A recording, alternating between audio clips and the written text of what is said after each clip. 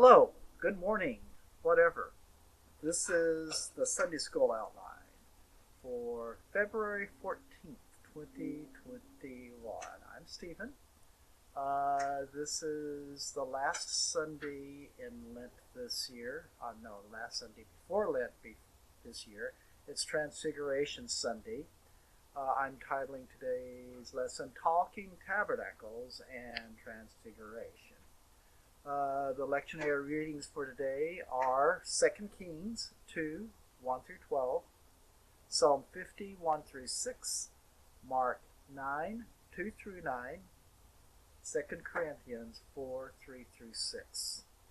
What I'm actually going to read is the Mark passage, Mark 9, 2 through 9, 1 Kings 8, 26 and 29, Psalm 27, 4 through 6, Psalm 90, 1 through 3, Acts 7, 44 through 49, and Hebrews 11, 8 through 10. So today is Transformation Sunday. It's always the last Sunday before Lent, and for those who follow the lectionary. Personally, I have never been excited about it. The Transfiguration and the exaltation things seem kind of not very necessary to talk about. I mean, Jesus is God, right? But like everything else where Christians get involved, there have been some arguments, there have been some wars, and that is not a good testimony for good thing for our testimony to the world. But there are folks who feel it's more important to prove something wrong, someone else wrong, than to live peaceably and lovingly with them. But I digress. I won't go into why this event is important, but it is important enough that all three of the synoptic gospels, Matthew, Mark, and Luke, include it. And let's look at the Transfiguration according to the evangelist Mark. This is after the blind man at Bethsaida was healed, the one that Johnny Cash sang about in I See Men Like Trees A Walk, and I see, what I'm talking about. And it was after Peter's confession of faith that Jesus is the Christ, and after Jesus' first prediction of his own death and resurrection. So after all that happened, Mark 9, 2 through 9 starts. And after 6 days, Jesus taketh with him Peter, and James, and John, and leadeth them up into an high mountain, apart by themselves, and he was transfigured before them. And his raiment became shining, exceeding white as snow, so as no fuller on earth can white them. And there appeared unto them Elias and Moses, and they were talking with Jesus. And Peter answered and said to Jesus, Master, it is good for us to be here, and let us make 3 tabernacles, one for thee, and one for Moses, and one for Elias. For he wist not what to say, for they were sore afraid. And there was a cloud that overshadowed them, and a voice came out of the cloud, saying, This is my beloved Son, hear him. And suddenly, when they had looked round about, they saw no man any more, save Jesus and only themselves. And as they came down from the mountain, he charged them that they should tell no man what things they had seen, till the Son of Man was risen from the dead. So, Jesus is holy, and Jesus is divine, and Jesus is the Son of God. So I just expect stories like this.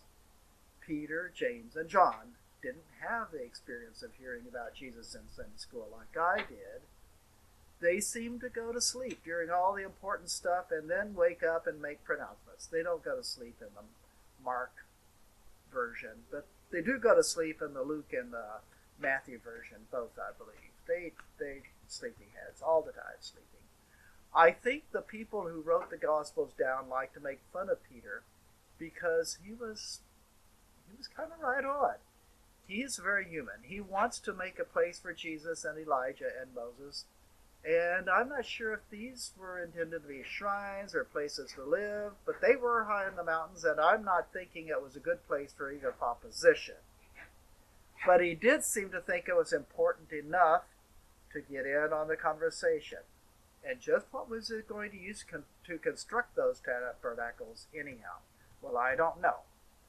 I want to talk about God living with people. 1 Kings 8:26 through 29.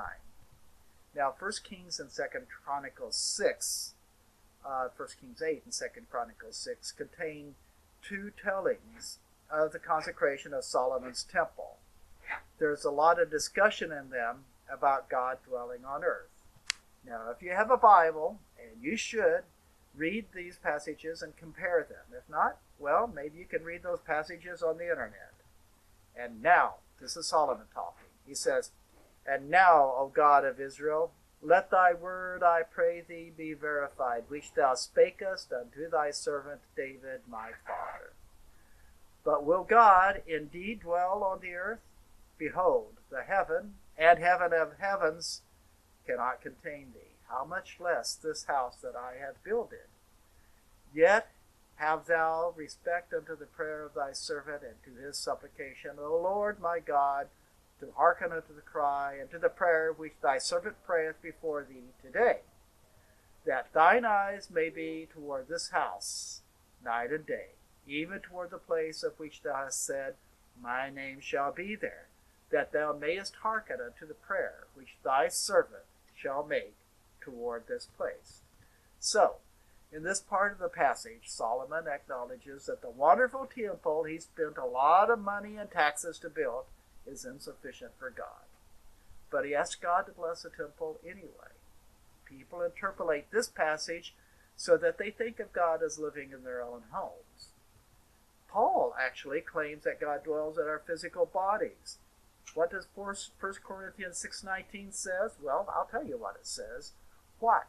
Know ye not that your body is a temple of the Holy Ghost, which is in you, which ye have of God, and ye are not your own? So, there are many references to God's dwelling in the Psalms, and I'm going to grab just two. Psalm 27, 4 through 6. One thing have I desired of the Lord, that I will seek after, that I may dwell in the house of the Lord all the days of my life, to behold the beauty of the Lord, and to inquire in his temple. For in the time of trouble he shall hide me in his pavilion. In the secret of his tabernacle shall he hide me. He shall set me up upon a rock. And now shall mine head be lifted up above mine enemies round about me. Therefore will I offer in his tabernacle sacrifices of joy. I will sing, yea, I will sing praises unto the Lord." So this is an early idea of sanctuary. God in various places is spoken of as a mother bird sheltering us with her wings. The psalm starts out with contemplation, beholding the beauty of the Lord, but it translates from the secret places of the tabernacle to being on a rock. That is strong but exposed place. The implication for me is that introvert that I am, I cannot hide from God and cannot hide from people either. But God will make even the exposed places safe for me because God will be there. Kind of like Psalm 23, huh? And what does Psalm 90 say? It says this, Lord, thou hast been our dwelling place in all generations. Before the mountains were brought forth, or ever thou hast formed the earth and the world, even from everlasting to everlasting, thou art God. Thou turnest man to destruction, and sayest, Return, ye children of men, for 1,000 years in thy sight are but as yesterday when it is past, and as a watch in the night. Okay, Psalm 90 talks not about individuals, but the group. All the people dwell in God. Then it goes into some stuff that's pretty sobering. Let's just say God is a God of destruction as well as creation, and not being a good philosopher, I don't really like that part. But verse 4 implies that what goes around comes around, and no matter how involved we are in the present moment, which is as it should be, there is also a bigger mural going on around us. And let's go to the speech of Stephen the deacon. Acts 7:44 through 49. Our fathers had the tabernacle of witness in the wilderness, as he had appointed, speaking unto Moses, that he should make it according to the fashion that he had seen, which also our fathers that came after brought in with Jesus into the possession of the Gentiles, whom God drove out before the face of our fathers into the days of David, who found favor before God and desired to find a tabernacle for the God of Jacob. But Solomon built him an house. Howbeit, the Most High dwelleth not in temples made with hands, as saith the prophet, Heaven is thy throne, heaven is my throne, and the earth is my footstool. What house will you build me, saith the Lord, or what is a place of my rest? So one of the problems with saints is that they say exactly the things that irritate people who can hurt them. That's what Stephen is doing here. He's talking to the temple officials. These are the people who are ruling in Herod's temple, which is, at least physically, was probably more massive, monumental, and expensive than Solomon's temple was.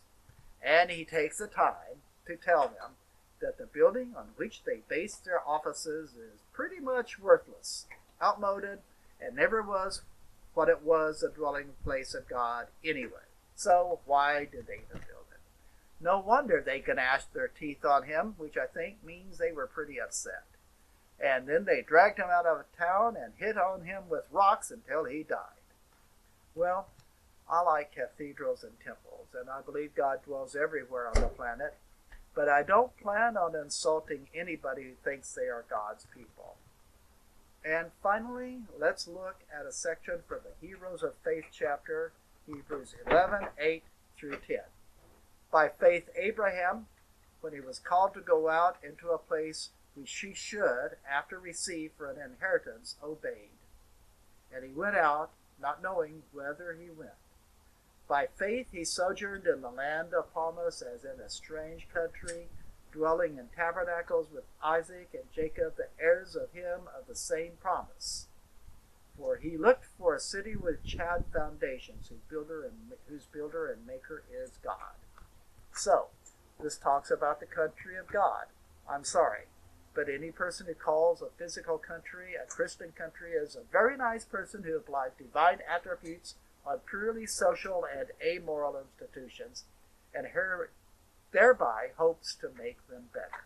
Well, this passage claims that the city where God lives and dwells has foundations, but that God set those foundations. So, you'll find lots of other passages in the Bible about the dwelling place of God with people and what that means, and you can probably find more stuff about the Transfiguration. So, summing up, I'm not sure I've come to a conclusion exactly, but I'm okay with that. What I really wanted to underscore is that Peter's idea of building a place for Jesus, Elijah, and Moses is not wrong. If we are to build a place for them, it has to be in partnership with God, and it has to be inside us. So, God bless you. Have a good week. Thank you.